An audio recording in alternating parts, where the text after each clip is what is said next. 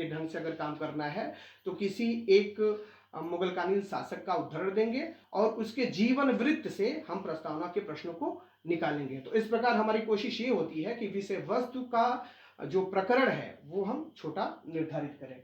अगला पॉइंट, चूंकि इस जो सूक्ष्म शिक्षण की विधा है इसमें हम प्रशिक्षु को किसी एक कौशल पे ही प्रशिक्षित करते हैं, इससे उस कौशल विशेष में वो अधिक निपुण हो जाता है। तो कमोवेश ये विशेषताएं रही सूक्ष्म शिक्षण की।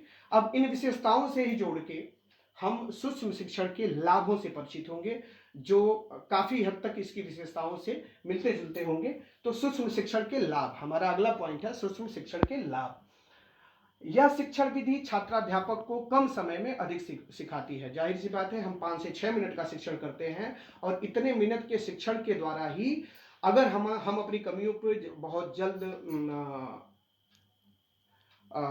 अपनी कमियों पे बहुत जल्द दूर करने की क्षमता प्राप्त करते हैं तो ऐसी स्थिति में हम किसी कौशल विशेष को जितना जल्दी इस विधा से सीख सकते हैं शायद किसी अन्य विधा से नहीं। इसके इस विधि के माध्यम से जब हम अध्यापन करते हैं या किसी कौशल को अर्जित करते हैं तो उसमें कक्षा का आकार छोटा होता है, कम छात्र होते हैं और कम समय के लिए हम पाठ्य योजना के द्वारा, एक छोटी सी पाठ्य योजना के द्वारा अध्यापन कार्य करते हैं। तो इससे छात्र के लिए ये बहुत उपयोगी सिद्ध होता है। क्यों?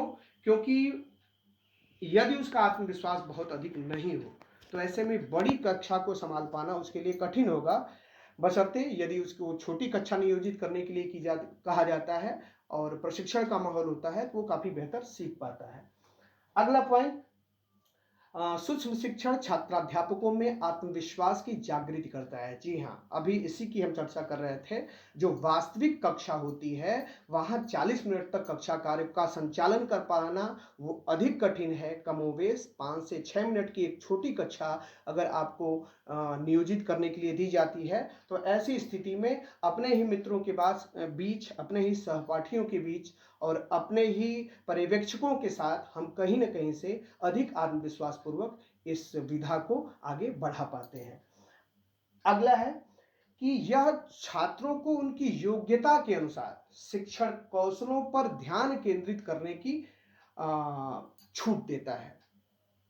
अर्थात जब छात्र किसी कौशल विशेष में अधिक निपुण होता है तो वो उसको सामान्य तरीके से निभा जाता है, लेकिन